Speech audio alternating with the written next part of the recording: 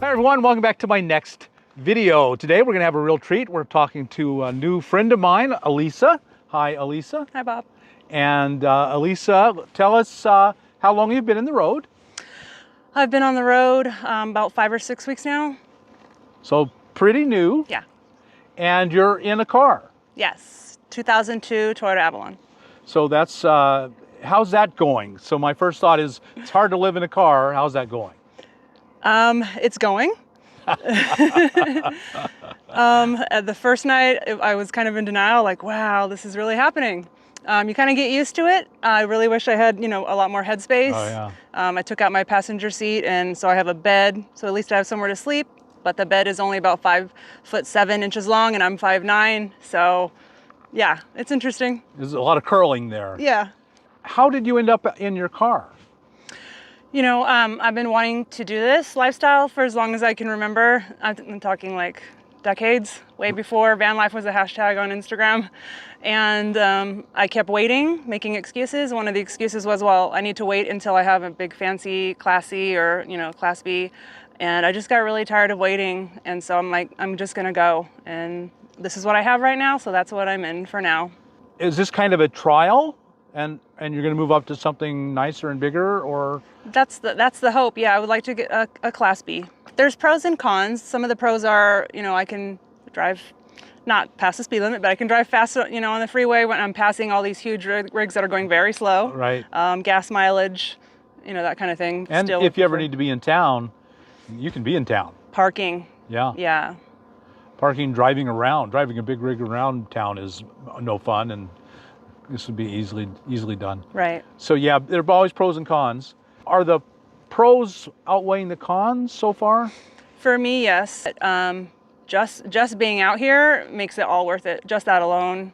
And then after joining the caravan, just the community and the social aspect, and I feel safer. And so yeah, it's been good. Yeah, the meeting people and building community is so important. Mm-hmm. And it solves that problem of where you're going to camp next. Yeah. We will have a spot for you picked out. Yeah, yeah. We'll have multiple spots, and you can go and choose the one that appeals to you. Right. Right, and we always plan the roads around every vehicle. Mm-hmm. So the biggest and the smallest rig can get in. So if you're still young, you need to have an income. And how are you supporting yourself now? I have money saved as of now. And I make crystal jewelry. I have a little store on Instagram, but I'm also practicing developing medium. So I'm not making money from that now, but eventually that will be my line of income. But as of for now, I'll be looking for work after my money runs out. I'm really curious about how you're living in a sedan. Okay. I've seen people in the SUVs, even the little tiny cars, that are long enough, and you aren't long enough. So I'd really be curious. Can we take a look inside? Yeah, my dashboard goes in. So technically my feet can go in if I want them on a dashboard, and it is 5'9". But if I want on just the actual bed, the thing is I'm a side sleeper and I curl up, so that helps. It's not usually a problem. Yeah. Yeah. All right, we'll take a look. Okay. All right. So the first thing I did with the car is I went and got blackout tinted windows for privacy, and I got the ceramic tint, which keeps a lot of the heat out.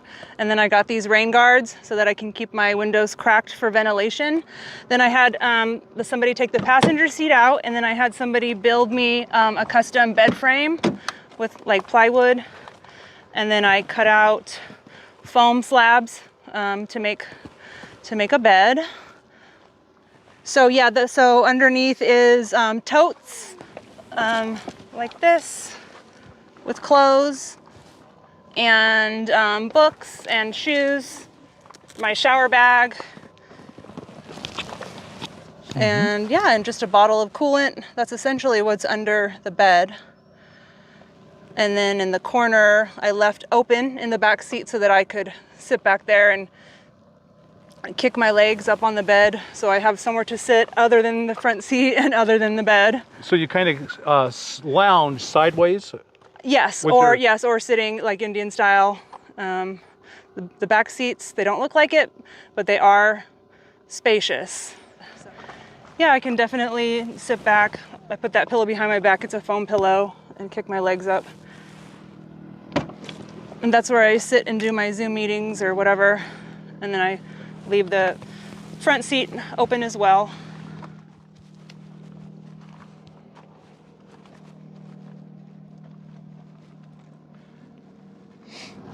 So it looks like you've made it just about as good as it can be. Yeah, the only thing I would really like is to have some racks installed in a cargo container. It's about $1,000, so can't happen just yet, but that is on the list.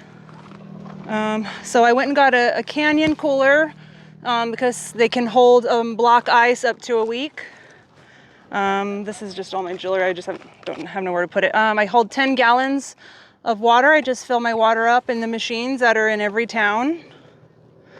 And back here I've got, I play Native American flute, and I've got my yoga mat back there, and yeah, it goes pretty deep. Luckily, it's a pretty big trunk. It is, yeah, these things are always enormous. Yeah. It really holds a lot. Yeah.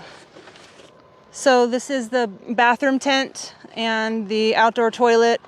The lid comes off and you put a bag that hangs and do what you need to do. And I have the sheepy thing for girls.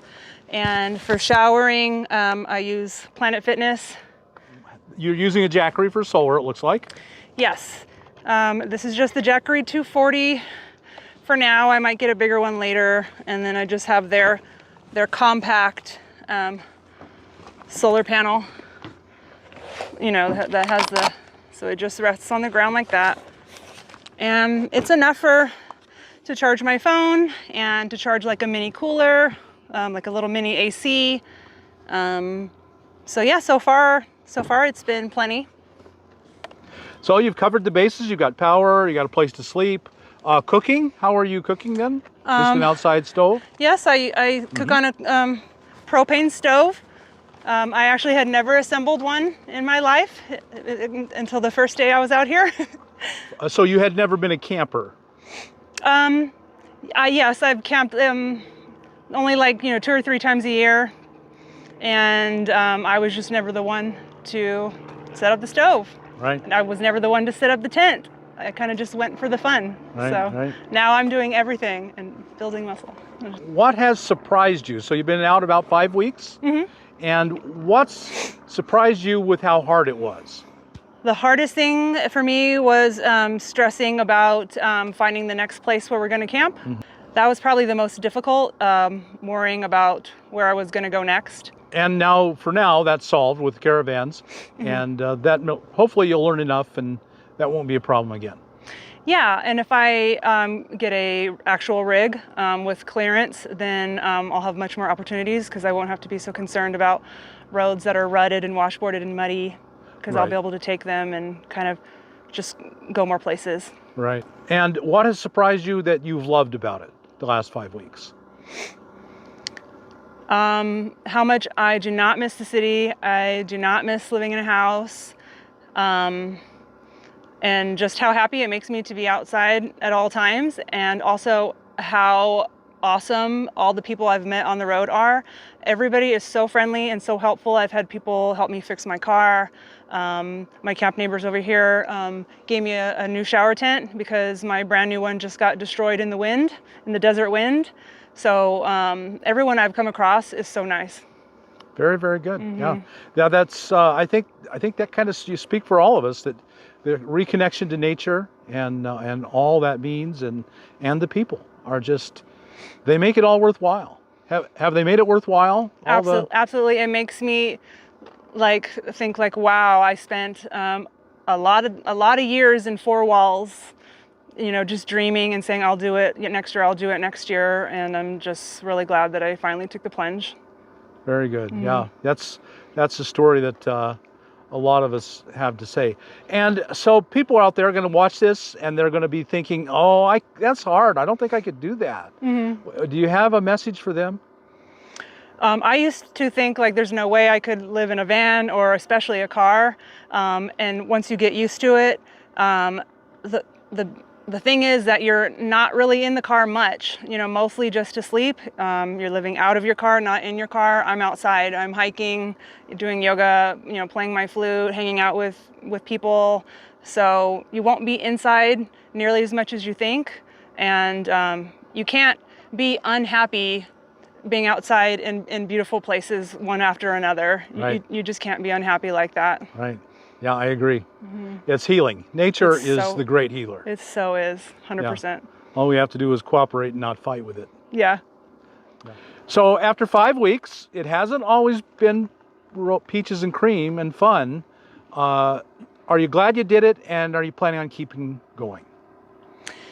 Yes, I think going through hardships grows you as a person, so I don't think it's a bad thing, even though it feels like it in the moment. And the pros definitely outweigh the cons. And just like I thought, I love it, and I definitely want to keep going. I'd like to travel the country. I'd like to move up to a bigger rig. I'd like to become, a digital nomad, and just make it work as best as possible. And so I definitely plan on continuing. Very, very good. Thank you. Thank you so much, Elissa, for sharing your life. Oh, where can people buy your jewelry? I have a store on Instagram. It's Stars Over Trees Creations. That's name. If I type in Stars Over Trees. Stars Over Trees Creations is the name of my store on Instagram, and my main page is She's in the Redwoods. Very good. Very good. So go check out her jewelry and help support her by buying something beautiful. Thank you, Bob. So folks, I believe you've got something good and wonderful out of this interview and tour. And so if you did, like us on YouTube, subscribe to the channel, hit that thumbs up button, and we'll talk to you later.